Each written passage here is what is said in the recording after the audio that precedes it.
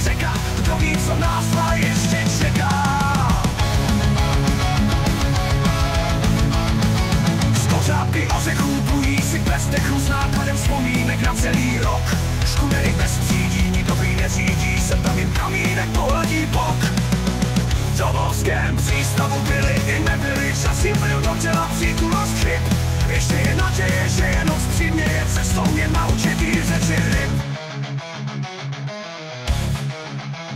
Zatím si poplul cestu volí, od horských pramenů do údolí, z potůčku potok a síčky řeka, kdo ví, co nás dva ještě čeká. Zatím si poplul cestu volí, od horských pramenů do údolí, z potůčku potok a síčky řeka, kdo ví, co nás dva ještě čeká.